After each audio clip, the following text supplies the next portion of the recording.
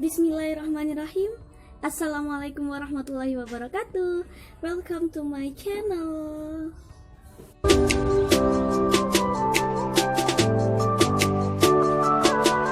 Baik, perkenalkan, nama saya Umi Hani, mahasiswi Institut Agama Islam Negeri Jember, Fakultas Tarbiyah dan Ilmu Keguruan, Prodi Pendidikan Agama Islam dengan NIM T 2019-1050.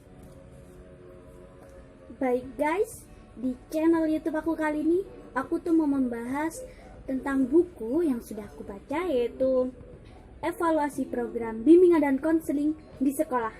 Buku ini tuh karya dari Sudarno Dwi Yuwono dan juga Asmi. Nah, di dalam buku yang berjudul Evaluasi Program Bimbingan dan Konseling di Sekolah ini terdapat 8 subbab yang mau aku jelaskan. Yang pertama, hakikat bimbingan dan konseling di sekolah. Yang kedua, program bimbingan konseling komprehensif. Yang ketiga, konsep dasar evaluasi program BK. Yang keempat, model evaluasi program Gerbers dan Henderson.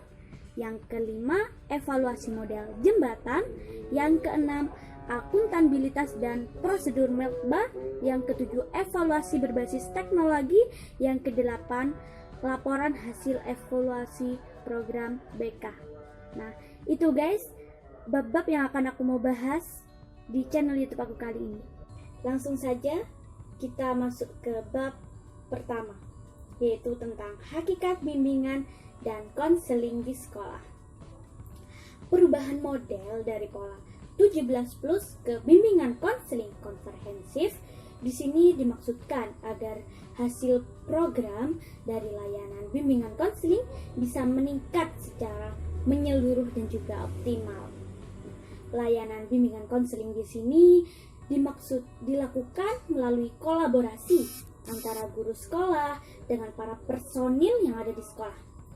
Nah, kerjasama ini nantinya bisa membantu para siswa-siswi meningkatkan dan mewujudkan potensi dirinya dalam aspek belajar, pribadi, sosial, bahkan juga karir. Pengertian BK sendiri. Jadi sebelum dinamai bimbingan konseling, dulunya itu adalah BP, singkatan dari bimbingan penyuluhan. Nah, sekarang beralih menjadi bimbingan konseling. Bimbingan konseling di sini terdiri dari 2 kata. Yang pertama yaitu bimbingan, yang kedua konseling. Bimbingan sendiri artinya merupakan bantuan yang diberikan kepada individu agar potensi yang dimiliki bisa berkembang secara optimal. Sedangkan konseling di sini memiliki arti upaya, bantuan yang diberikan kepada konselor. Jadi dapat diartikan bimbingan konseling di sini merupakan hubungan antara konseli dengan konselor untuk meningkatkan atau mengoptimalkan kemampuan yang sudah dimiliki setelah itu, atau juga bisa untuk menyelesaikan permasalahan-permasalahan yang telah terjadi. Nah, di sini ada beberapa tujuan bimbingan konseling, yaitu yang pertama membantu siswa untuk mencapai tujuan, bimbingan pribadi, bimbingan belajar, dan juga bimbingan karir. Bimbingan pribadi di sini seperti halnya ketika seorang siswa memiliki permasalahan yang sifatnya pribadi, siswa tersebut bisa melakukan bimbingan konseling. Yang kedua, bimbingan belajar. Ada juga bimbingan konseling memberikan bimbingan belajar. Bagaimana dia belajar, apa step-step apa biar dia itu bisa belajar dengan baik dan benar. Ada juga bimbingan yang terakhir, yaitu bimbingan karir. Bimbingan karir di sini merupakan bimbingan bakat minat yang setelah dimiliki siswa nantinya bisa menjadikan karir dia ke depannya. Jadi digali terus potensinya untuk mewujudkan karir siswa tersebut ke depannya. Adapun fungsi-fungsi dari bimbingan konseling, yaitu ada fungsi pemahaman, fungsi pencegahan, fungsi penyaluran, dan juga fungsi perbaikan. Nah, fungsi pemahaman di sini berupa bimbingan konseling yang berupa pemahaman-pemahaman kepada para siswa. Bagaimana bimbingan konseling itu sangat membantu para siswa untuk mengembangkan potensi dan juga bisa membantu para siswa menyelesaikan permasalahan-permasalahan yang telah dimiliki. ada juga fungsi pencegahan. Nah, dari pemahaman-pemahaman tersebut diharapkan bisa mencegah para siswa-siswi yang ingin melakukan hal-hal buruk. Nah, yang berikutnya ada fungsi penyaluran. Fungsi penyaluran di sini bisa apa sih bakat dan minat yang telah dimiliki siswa tersebut, dan nantinya guru bimbingan konseling bisa mengarahkan siswa-siswinya untuk mengikuti hal-hal yang sesuai dengan bakat minat yang telah dimiliki, agar bakat minat yang telah dimiliki tersebut bisa berkembang secara optimal. Di sini ada juga fungsi bimbingan konseling perbaikan. Nah, fungsi perbaikan di sini bisa jadi sebuah inti dari bimbingan konseling. Kebanyakan perbaikan di sini banyak yang beranggapan ketika masuk ke bimbingan konseling itu merupakan anak-anak yang bermasalah. Sebenarnya tidak. Jadi fungsi perbaikan di sini beranggap anak yang bermasalah bisa diperbaiki, masalahnya bisa diselesaikan dengan baik di bimbingan konseling. Nah, belanjak dari fungsi kita ke asas bimbingan konseling. Asas bimbingan konseling di sini ada asas kerahasiaan, asas kesukarelaan, dan asas keterbukaan. Asas kerahasiaan. Nah, jadi tadi lanjut dari fungsi ya. Dari perbaikan-perbaikan tersebut, seorang guru BK harus bisa menjaga kerahasiaan dari siswanya. Tidak boleh dibocorkan, dibeberkan kemana-mana ketika itu memang tidak penting dan tidak bisa menyelesaikan permasalahan. Jadi guru BK harus bisa menjaga kerahasiaan kliennya. Ada juga fungsi kesukarelaan, jadi tidak boleh ada pemaksaan dalam diri siswa untuk harus bimbingan, tidak. Jadi harus sukarela sendiri. Ada juga asas keterbukaan, jadi guru BK dan juga siswa ketika ingin mengadakan komunikasi sebisa mungkin ada keterbukaan agar semua permasalahan bisa diselesaikan dengan baik. Baik, jadi pada intinya hakikat bimbingan dan konseling itu adalah membantu siswanya untuk meningkatkan potensi yang telah dimiliki dan juga bisa untuk membimbing siswa untuk menyelesaikan permasalahan-permasalahan yang telah dihadapi. Itu merupakan inti dari bab 1 ya, hakikat bimbingan dan konseling yang ada di sekolah. Kita membahas bab 1, masalah bimbingan dan konseling yang ada di sekolah. Kita lanjut ke bab 2. Bab 2 di sini judulnya yaitu program bimbingan konseling komprehensif. Nah, aku mau bahas di sini ada karakteristik bimbingan konseling komprehensif. Yang pertama yaitu ada program yang sama dengan program sekolah pada umumnya. Jadi program bimbingan konseling itu setidaknya itu sama dengan program yang ada di sekolah pada umumnya. Yang berikutnya ada berfokus pada pengembangan dan berkesinambungan untuk membantu masalah belajar. Jadi intinya bimbingan konseling komprehensif ini berfokus pada pengembangan dan berkesinambungan nantinya agar bisa membantu masalah-masalah belajar yang dihadapi oleh siswa. Yang ketiga, melibatkan semua pihak guru BK, semua anggota sekolah, orang tua, dan juga masyarakat. Jadi bimbingan konseling komprehensif di sini harus melibatkan semua anggota, baik itu guru BK, anggota sekolah, orang tua sendiri, maupun masyarakat sekitar. Nah, setelah karakteristik kita beranjak ke kerangka kerja komprehensif yang ada di Amerika Serikat. Yang pertama yaitu konten. Ada konten program, ada ruang lingkup kerja, ada sumber daya, ada juga pengembangan manajemen dan aktualitas. Yang berikutnya setelah kerangka kerja komprehensif di Amerika Serikat, kita beranjak ke kerangka kerja komprehensif yang ada di negara kita sendiri yaitu Indonesia. Yang pertama yaitu ada layanan dasar. Nah, ada responsif dan juga kebutuhan. Jadi layanan dasar di sini berupa responsif dan juga kebutuhan-kebutuhan yang dibutuhkan oleh siswa. Kebutuhan masalah yang dihadapi oleh siswa itu diselesaikan melalui layanan dasar. Ada juga perencanaan individual. Perencanaan secara individu nantinya ke depan seperti apa, perencanaan yang akan dilakukan oleh setiap individu ke depannya itu seperti apa. Yang berikutnya adalah dukungan sistem. dukungan sistem di sini fasilitas yang disediakan oleh sekolah bagi siswa-siswinya untuk mewujudkan potensi, menggali potensi yang sudah dimiliki oleh para siswa-siswinya. Nah, beranjak dari kerangka kerja, kita ke bidang layanan bimbingan konseling. Ada bimbingan pribadi, bimbingan sosial, dan bimbingan belajar dan bimbingan karir. Sudah dijelaskan tadi, bimbingan pribadi di sini bimbingan yang bersifatnya pribadi ketika seorang siswa memiliki masalah bisa dicurhatkan secara pribadi. Ada juga bimbingan sosial berupa bimbingan-bimbingan yang ada di lingkungan sosial. Ada juga bimbingan belajar, bimbingan bagaimana siswa itu bisa meningkatkan motivasi belajarnya ke depan. Ada juga bimbingan karir. Bimbingan karir di sini bakat minat apa yang sudah dimiliki siswa nantinya bisa menjadi karir dia ke depannya. Jadi karakteristik bimbingan konseling komprehensif di sini merupakan program dan juga berfokus melibatkan semua pihak sekolah untuk mengoptimalkan potensi yang dimiliki siswa ke depannya. Itu merupakan penjelasan bab 2 mengenai program bimbingan konseling komprehensif. Setelah kita membahas bab 2 mengenai program bimbingan konseling komprehensif, kita lanjut ke bab 3, yaitu tentang konsep dasar evaluasi program bimbingan konseling.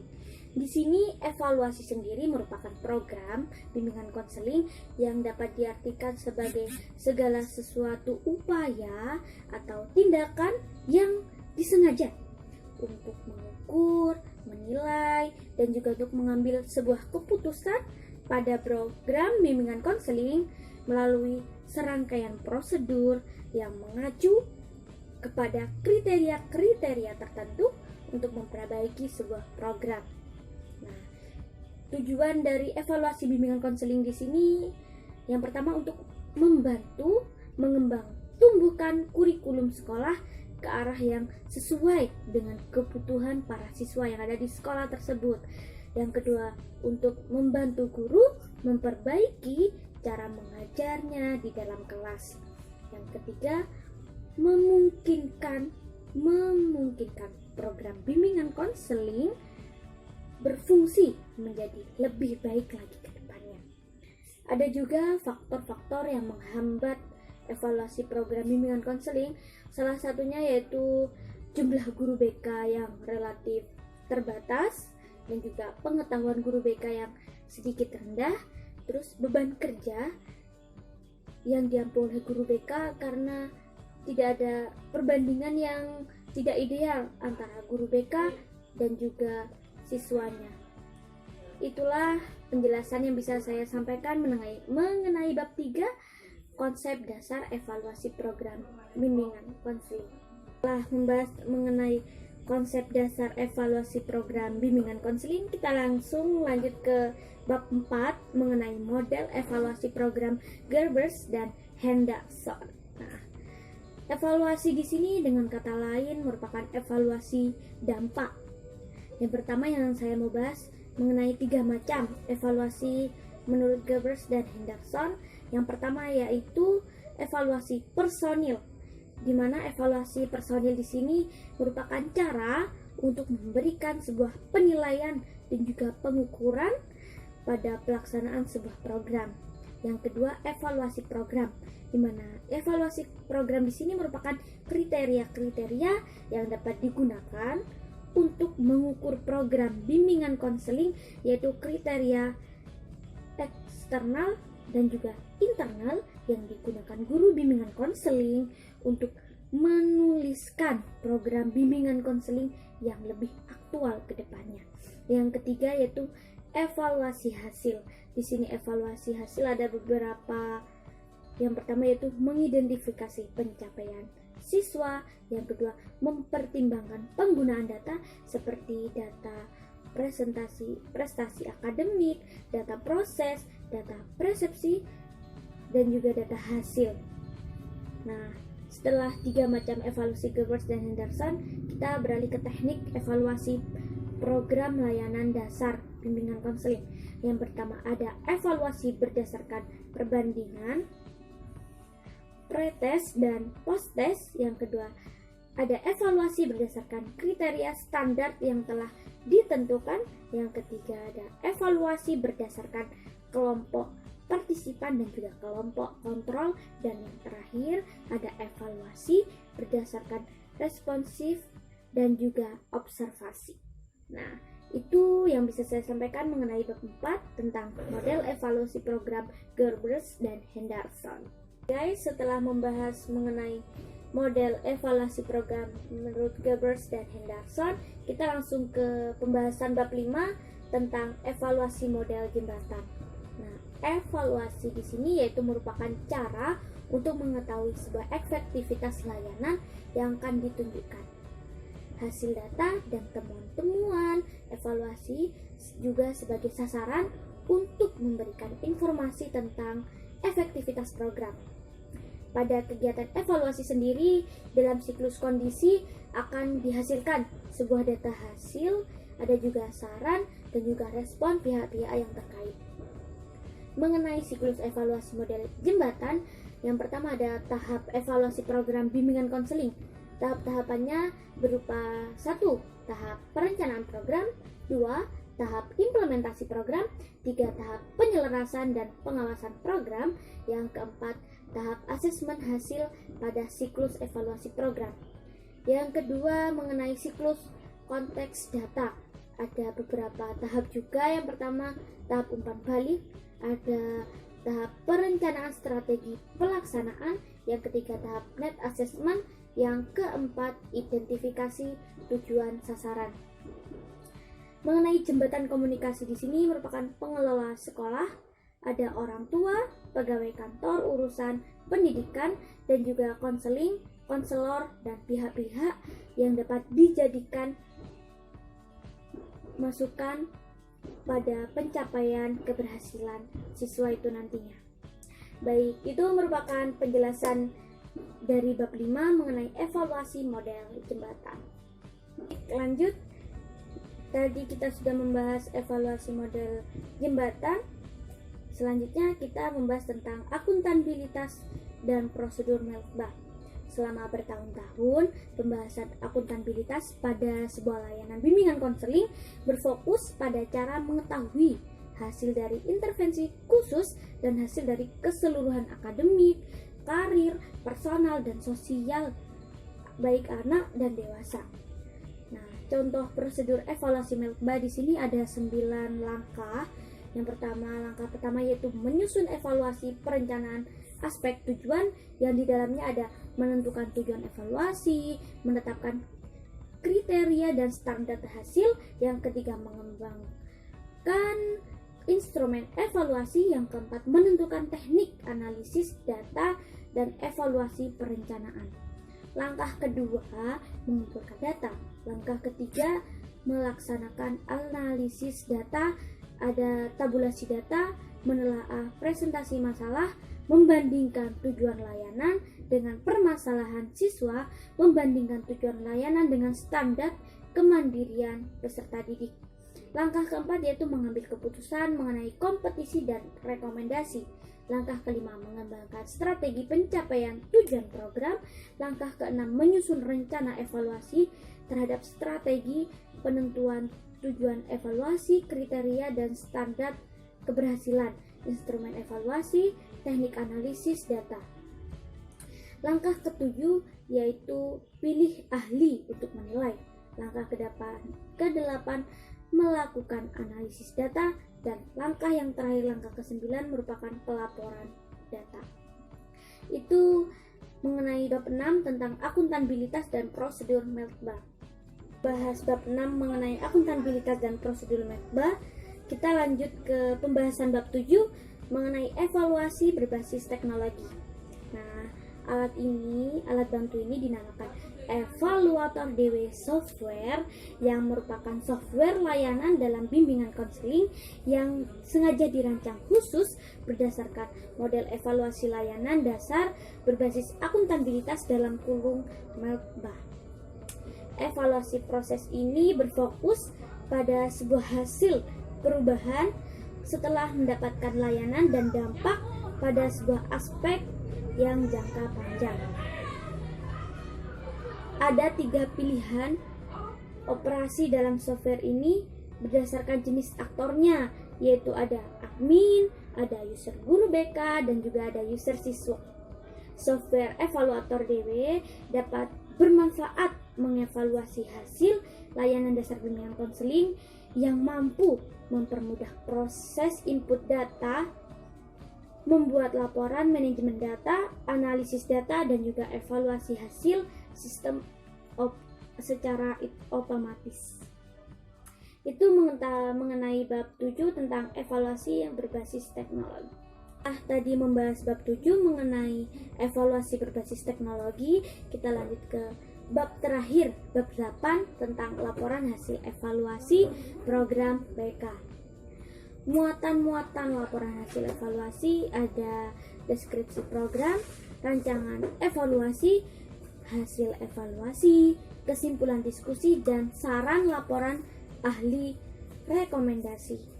Mengenai fungsi laporan hasil evaluasi itu untuk memastikan program berjalan sesuai dengan rencana, memastikan siswa mendapatkan layanan dengan baik, meningkatkan kegiatan atau program kerja, yang terakhir itu melaporkan dampak dari kurikulum. Contoh pelaporan evaluasi itu ada ringkasan temuan materi, kesimpulan materi, dan juga rekomendasi. Nah, itu yang bisa saya jelaskan dari bab 8 mengenai laporan hasil evaluasi program BK. Baik guys, mungkin itu saja yang bisa aku sampaikan mengenai buku yang sudah aku baca. Kurang lebihnya mohon maaf. Tetap semangat belajar di rumah, jaga kesehatan, patuhi protokol kesehatan. Jangan lupa ya, like, comment, subscribe, share apalagi, tambah boleh. Wassalamualaikum warahmatullahi wabarakatuh.